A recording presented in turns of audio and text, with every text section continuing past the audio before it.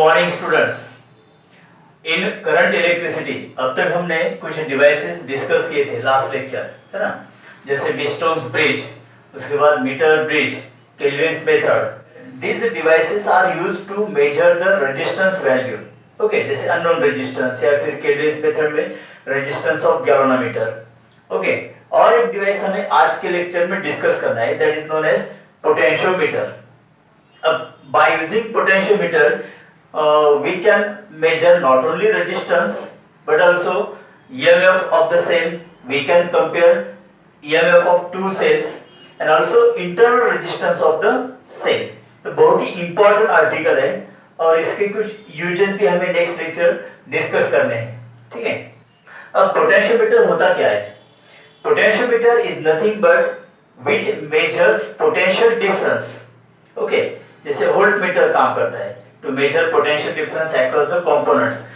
तो यहाँ पर पोटेंशियोमीटर पोटेंशियल डिफरेंस भी मेजर करता है, ईएमएफ ऑफ द सेल भी मेजर करता है, और the EMF of the cells can be compared and also used for finding out the internal resistance of the cell, okay students.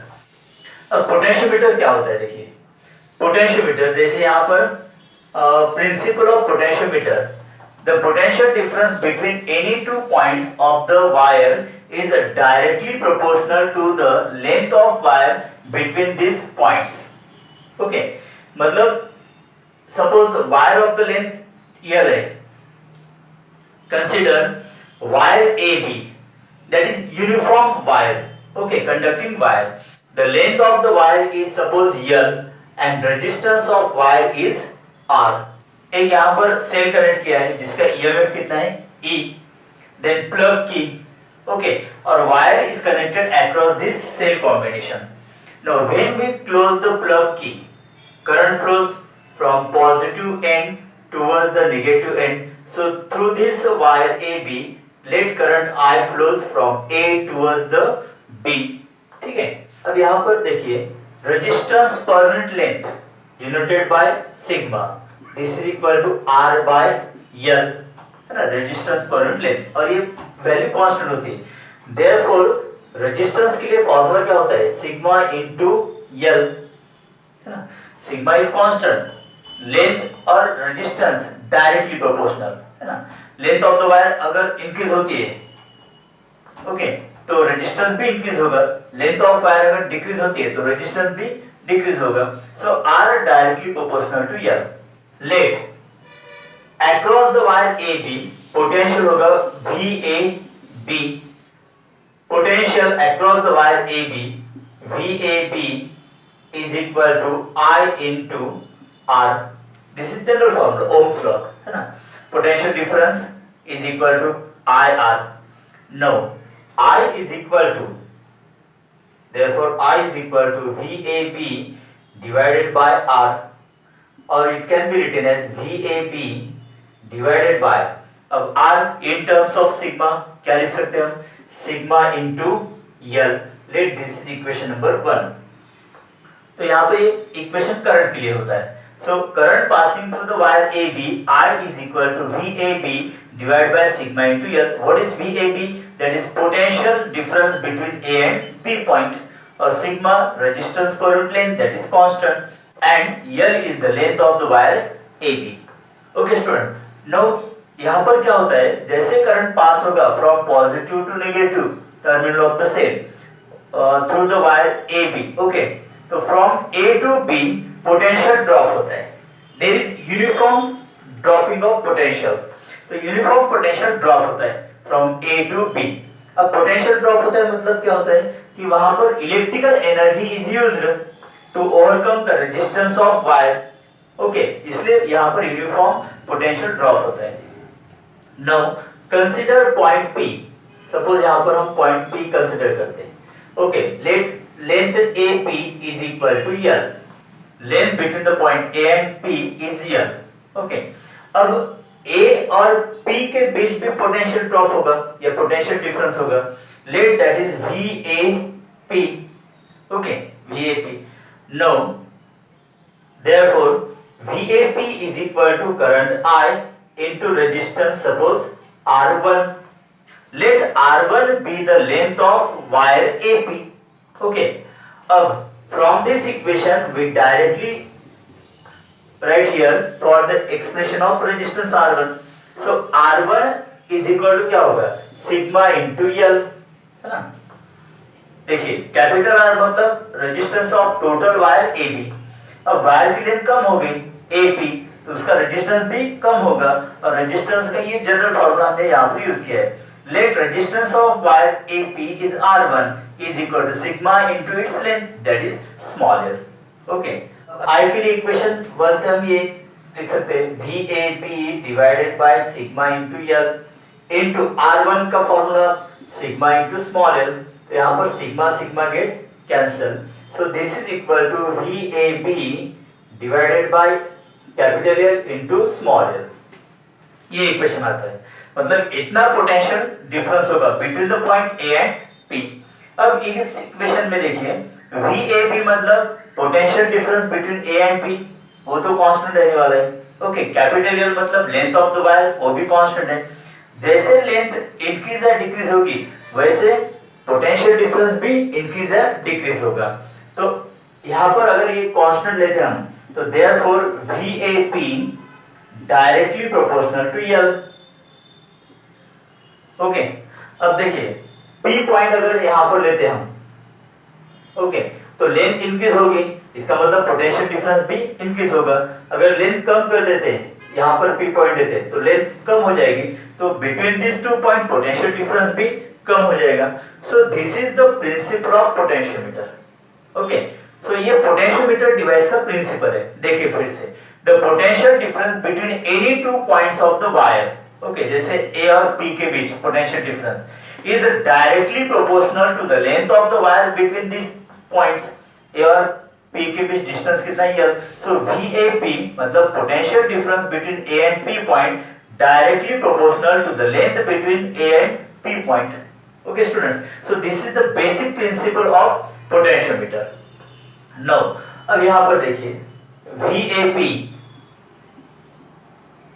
is equal to I, R1 के जगह पर हम लिख सकते हैं सिग्मा इंटू L।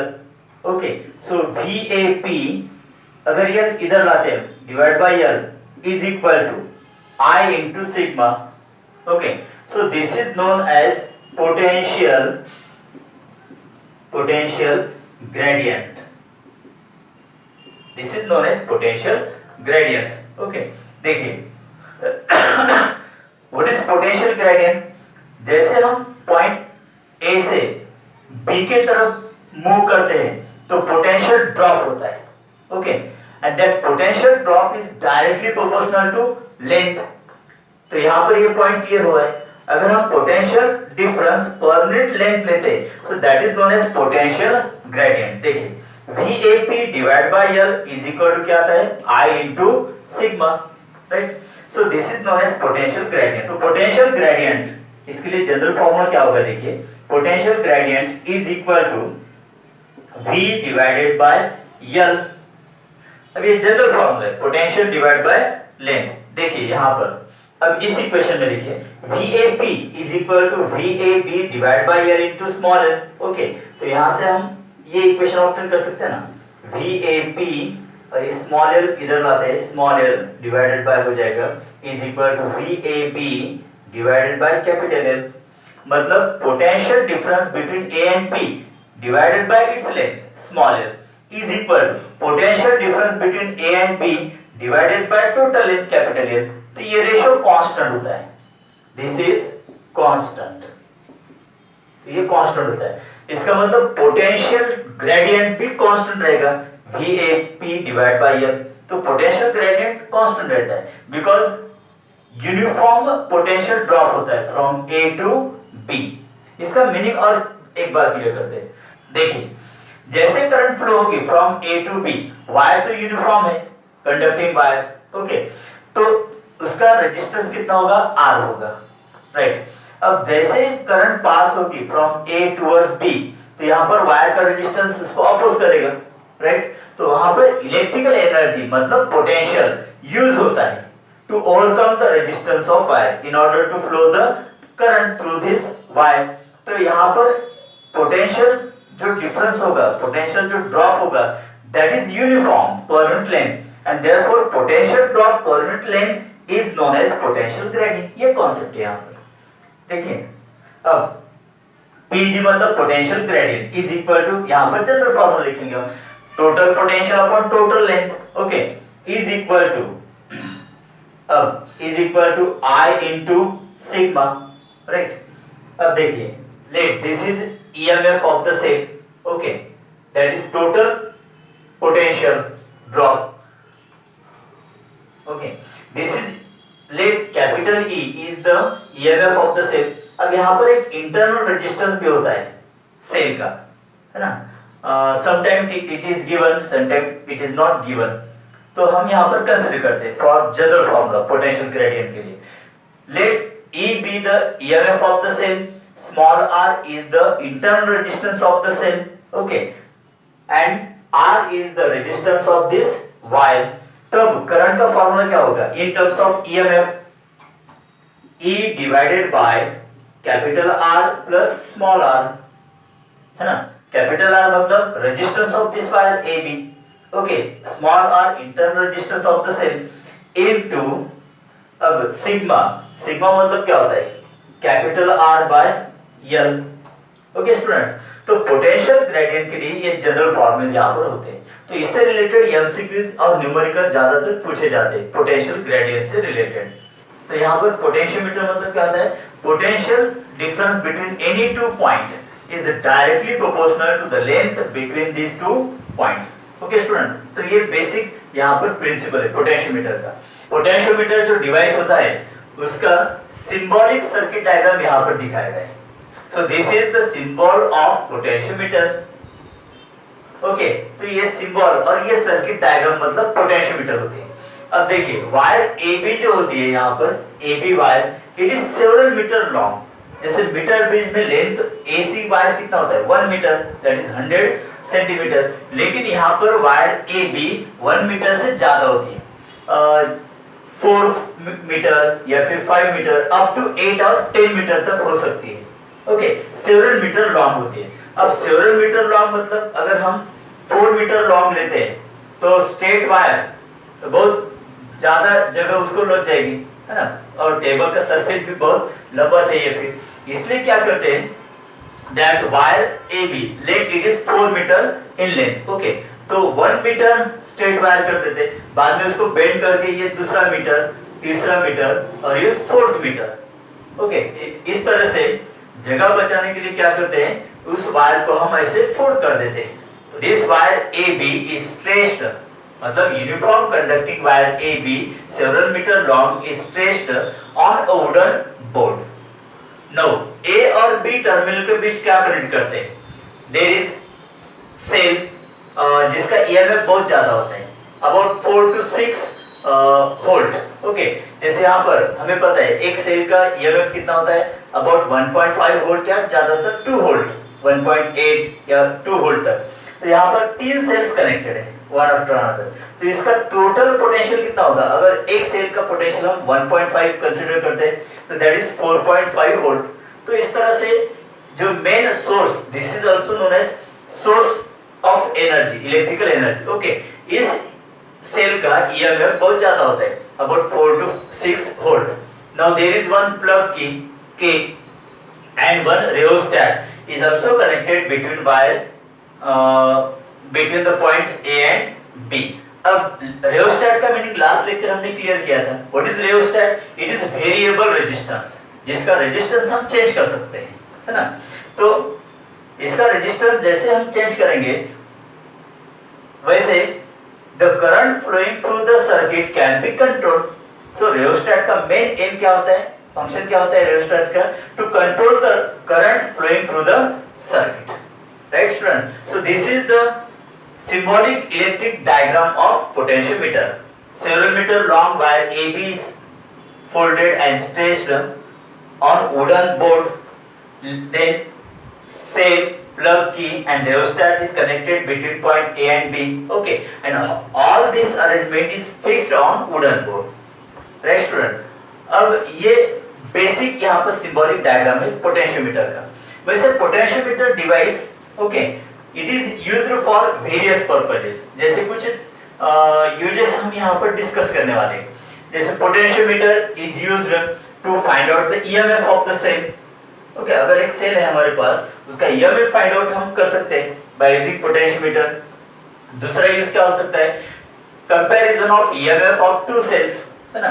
जैसे अगर दो सेल्स है उसके ईएमएफ E1 और E2 उनके वैल्यूज हमें पता नहीं, लेकिन by using potentiometer device we can compare their EMFs. Also we can find the internal resistance of the cell by using potentiometer. तो ये कुछ यूजेस हम आज के लेक्चर में और नेक्स्ट लेक्चर में डिस्कस करने वाले हैं। Okay starting with first use comparison of EMFs of the two cells. Suppose हमारे पास दो सेल्स है, ये प्लस माइनस, उसका ईएमएफ E1 ओके, और दूसरा एक सेल है जिसका ईएमएफ यहाँ पर है E2। ये दो सेल्स है। अब इनकी वैल्यूज पता नहीं हमें, लेकिन हम इनका ईएमएफ कंपेयर कर सकते हैं। ओके अब ये कैसे सॉल्व करना है अब ये कंपैरिजन कैसे करना है देखिए। नो जितने भी यूजेस होंगे पोटेंशियोमीटर के और उनके जो सर्किट डायग्राम्स, उसमें इतने सर्किट डायग्राम तो कॉमन है। ये पोटेंशियोमीटर है यहाँ पर। ओके देखिए लो अगर हम फर्स्ट सेल यहाँ पर कनेक्ट कर देते तो इसका पॉजिटिव टर्मिनल हमेशा A को कनेक्ट करना है। ओके दिस इज सेल जिसका ईएमएफ है E1। Okay now it is connected to galvanometer. ये गैल्वेनोमीटर का सिंबल है, G स्टैंड फॉर गैल्वेनोमीटर। पता है ना हमें गैल्वेनोमीटर मतलब क्या होता है, करंट सेंसिटिव डिवाइस। इसमें से करंट पास अगर होता है तो वहां पर डिफ्लेक्शन होता है। Otherwise if there is no current passing through galvanometer तो उसका पॉइंटर कहां पर होता है, जीरो मार्किंग पर। ये पता है आपको। Okay now then it is connected to jockey, capital J, है ना। जॉकी मतलब क्या होता है, स्लाइडिंग की। ओके जैसे हम प्लग की क्लोज करते हैं करंट पास होगा थ्रू द सर्किट, तो ये करंट की डायरेक्शन होगी, ये भी करंट की डायरेक्शन होगी ऐसी।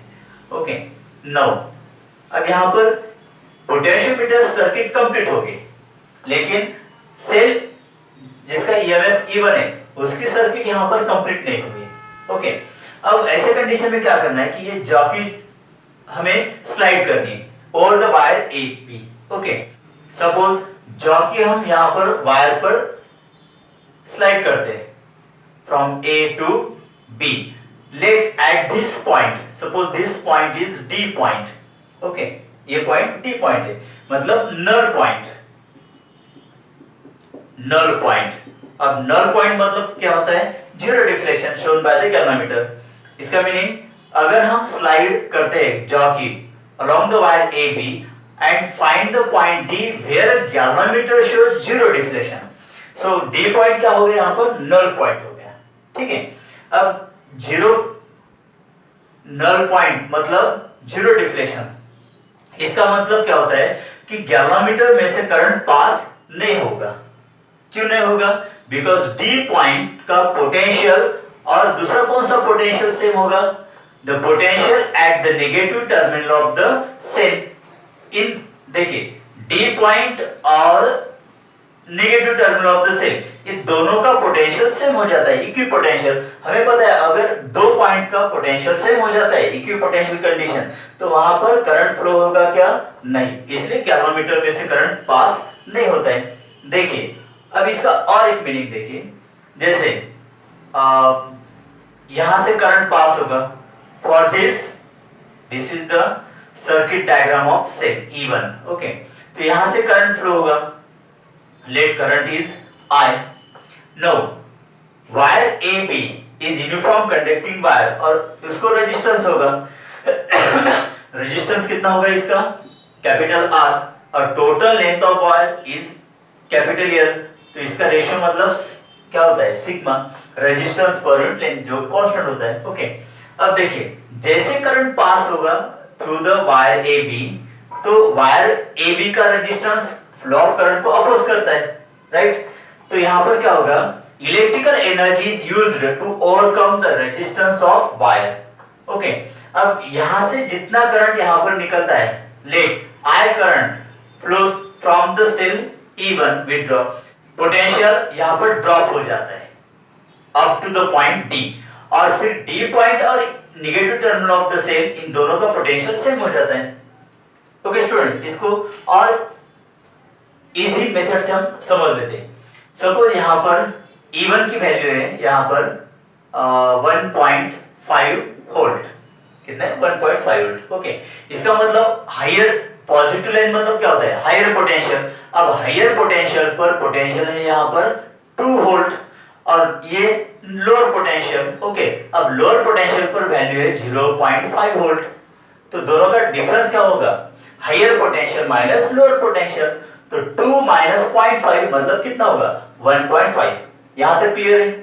हायर पोटेंशियल लोअर पोटेंशियल और पोटेंशियल डिफरेंस मतलब दोनों पोटेंशियल का डिफरेंस, 2 माइनस 0.5 मतलब 1.5 वोल्ट। ओके, अब देखिए हायर पोटेंशियल कितना है यहाँ पर 2 वोल्ट और लोअर पोटेंशियल कितना है 0.5 वोल्ट। अब यहाँ से जो करंट आई निकलती है तो ये वायर में से फ्लो होती है। ओके, जैसे करंट फ्लो होगी वायर ऑफ द रेजिस्टेंस ए भी उसको अपोज करेगा because it has a resistance. Now to overcome the resistance some electrical energy is utilized continuously. Okay, और यहाँ पर इलेक्ट्रिकल एनर्जी मतलब ये EMF और पोटेंशियल वहां पर यूटिलाइज होता है। अब देखिए A पॉइंट पर पोटेंशियल कितना होगा, A is connected to higher potential, that is A point पर पोटेंशियल है 2 वोल्ट। ओके, देखिए पोटेंशियल ग्रेडियंट मतलब potential drop per unit length. Okay, suppose यहाँ पर potential drop per unit length 0.5 volt है। ओके, तो 1 मीटर तक पोटेंशियल कितना ड्रॉप होगा 0.5। अब यहाँ पर पोटेंशियल कितना होगा, जैसे यहाँ पर 2 वोल्ट था 0.5 वोल्ट पोटेंशियल ड्रॉप हो गया मतलब यूटिलाइज हो गया to overcome the resistance of the wire. Okay, तो यहाँ पर अब पोटेंशियल है 1.5 और फिर सपोज यहाँ पर पोटेंशियल है 1 वोल्ट बिकॉज यहाँ से यहाँ तक 0.5 वोल्ट यूटिलाइज हो गया। अब फिर इस पॉइंट से डी पॉइंट आते आते अब डी पॉइंट पर पोटेंशियल बच गया 0.5 वोल्ट, है ना। अब बात समझ में आ रही है आपको, मतलब हायर पोटेंशियल से लोअर पोटेंशियल की तरफ जब करंट फ्लो होता है तो वहां पर एनर्जी यूटिलाइज होती है to overcome the resistance, that is known as potential drop. Okay, potential drop per unit length is known as potential gradient. Okay students, तो अब देखिए फिर से A to D point potential drop होगा uniformly और D point आते आते अब D पॉइंट पर पोटेंशियल कितना रहेगा, कितनी एनर्जी बचेगी, बिकॉज बहुत सारी एनर्जी यहाँ पर यूटिलाइज होगी to overcome the resistance, right. अब D पॉइंट पर पोटेंशियल कितना बचा है 0.5 वोल्ट और देखिए नेगेटिव टर्मिनल मतलब लो पोटेंशियल वहां पर पोटेंशियल कितना है 0.5 वोल्ट। ओके, अब देखिए नेगेटिव टर्मिनल का पोटेंशियल 0.5 वोल्ट और डी पॉइंट पर बचा वाला पोटेंशियल 0.5 वोल्ट, तो ये दोनों पॉइंट सेम पोटेंशियल हो गए ना। अगर दोनों पॉइंट सेम पोटेंशियल के हो जाते हैं तो करंट फ्लो होता है कि उसमें से नहीं, इसलिए फिर गैल्वेनोमीटर जीरो डिफ्लेक्शन दिखाता है। ओके स्टूडेंट्स, नाउ अब देखिए मतलब A to D point, okay A to D point कितना टोटल पोटेंशियल ड्रॉप हुआ है, यहां पर 2 वोल्ट था यहाँ पर 0.5 वोल्ट है। अब कितना पोटेंशियल ड्रॉप हुआ है यहाँ पर 1.5 वोल्ट जो कि EMF ऑफ द सेल है। मतलब यहां पर हम ऐसे लिख सकते हैं तो EMF of the cell is equal to fall of potential from point A to P। देखिए A टू D कितना पोटेंशियल ड्रॉप हुआ है 1.5 और EMF भी कितना है 1.5, इसलिए मैंने यहां पर ऐसे लिखा E1 is equal to fall of potential from point A to D। So E1 is equal to, अब पोटेंशियल का फॉर्मूला क्या होता है general, V is equal to IR, right. तो यहां पर करंट I इनटू, अब R मतलब क्या होगा resistance of wire AD। Okay, resistance of wire AD wire का रेजिस्टेंस। ओके स्टूडेंट्स, अब E1 is equal to I into, अब रेजिस्टेंस के लिए फॉर्मूला क्या है sigma into length of the wire, तो यहां पर हम sigma into length of the wire, let AD length is small l, okay So for cell E1 it is L1, तो यहाँ पर लिखेंगे L1. So this is equation number 1. Okay, तो ये एक इक्वेशन हमें मिलता है. नाउ अब नेक्स्ट पार्ट में क्या करना है, E1 सेल को हम हटा देते हैं, ठीक है, और कनेक्टेड E2 सेल. तो यहां पर भी क्या करना है कि positive terminal of cell E2 is connected to A terminal and negative terminal is connected to jockey via this galvanometer. Okay, अब देखिए यहां पर, अब E2 का EMF सपोज अलग है, जैसे यहां पर ये 1.5 था, अगर हम यहां पर ऐसा कंसीडर करते हैं E2 की वैल्यू 1.8 है. ओके, तो इसका मतलब हायर पोटेंशियल पर 2 वोल्ट और यहां पर कितना होगा 0.2 वोल्ट. का डिफरेंस कितना आता है 2 माइनस 0.2 दैट इज 1.8. तो अब यहां पर क्या होगा, अगेन हम क्या करेंगे कि जॉकी को मूव करेंगे अलोंग दिस वायर AD.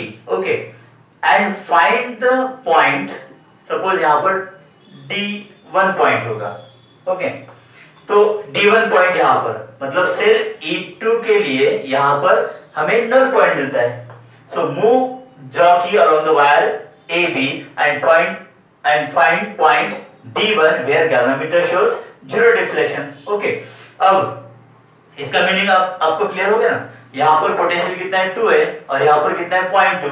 तो A पॉइंट से D1 पॉइंट तक पोटेंशियल कितना ड्रॉप होता है, कितना ड्रॉप होता है, that is 1.8.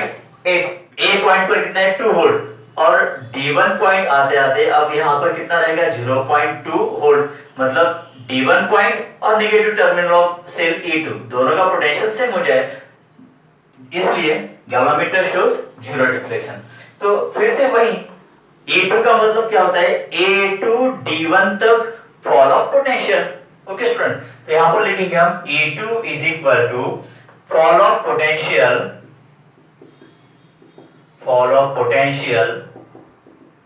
From A to D1. Okay, so E2 is equal to current नहीं I, no resistance into resistance of wire AD1. E2 is equal to I into okay sigma into L2. Length AD1 is L2, right? जैसे length AD L1 consider किया हमने, length AD1 ये L2 length, इसलिए sigma into L2. This is the resistance of wire AD1. So this is equation number 2. अब क्या करना है, divide 1 by second equation. तो E1 divided by E2 is equal to I sigma L1 divided by I sigma L2. I sigma cancel, therefore E1 by E2 is equal to L1 by L2. तो ये हमें equation, important equation मिलता है. Okay, देखिए अगर दो cells है हमारे पास जिनका EMF E1 और E2 है, तो पहले E1 कनेक्ट करना है, जो कि मूव करते हुए हमें AD मतलब लेंथ L1 फाइंड आउट करनी है. ओके, उसके बाद सेकंड सेल कनेक्ट करनी है और वही प्रोसीजर रिपीट करनी है और लेंथ L2 फाइंड आउट करनी है. ओके, तो इस तरह से अगर हम लेंथ L1 और L2 का रेशियो लेते हैं तो that ratio is exactly equal to the ratio of EMF of this to sales. Okay students, तो इस तरह से हमने एक यूज आज के लेक्चर में डिस्कस किया है, that is comparison of EMF of two cells by using potentiometer. Okay.